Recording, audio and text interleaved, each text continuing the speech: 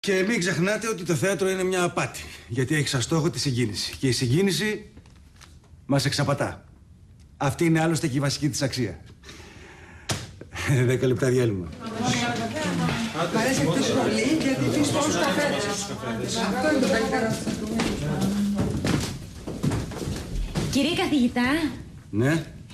Ξέρετε, τον τελευταίο καιρό έχω αρχίσει να διαβάζω. Ναι. Μάλιστα. Με λίγη αντιβίωση των 500 θα σας περάσει. Ήθελα λοιπόν να σας ρωτήσω τι πρέπει να διαβάζω. Ακούστε, δεσποινείς μου, στην κατάστασή σας και τους λογαριασμούς της ΔΕΗ να διαβάζετε, καλό θα σας κάνει. Όχι, το λέω, επειδή ένας φίλος μου, ο Τόλης, μου χάρισε ένα βιβλίο που λέγεται «Εμφιολογήματα διασύμων ανδρών». Και ήθελα να σας ρωτήσω αν πρέπει να το διαβάζω. Σας είπα, δεσποινείς μου, ό,τι και να διαβάζετε. Να σας διαβάσω κανένα δύο? Μπορώ να τα αποφύγω? Όχι. Λοιπόν, η εργασία δεν είναι προορισμένη για τον άνθρωπο. Απόδειξη πως τον κουράζει. Μάλιστα. Τώρα ένα άλλο. Οι περισσότεροι άνθρωποι θα προτιμούσαν να πεθάνουν παρά να σκεφτούν. Αυτό κάνουν άλλωστε.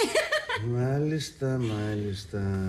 Όταν σας δει κάποιος, σας ερωτεύεται. Όταν σας ερωτευτεί, πού μπορεί να σας βρει? Αχα. Το μεγάλο μυστικό μου, φύλαξε το λίγο ακόμα, λυπημένη μου καρδιά, φύλαξε το άλλη μια μέρα, κράτα το άλλη μια βράδια, φύλαξε το μην το μάθει, κράτησε με μην το πω, μια κι αυτός δεν μ' αγαπάει,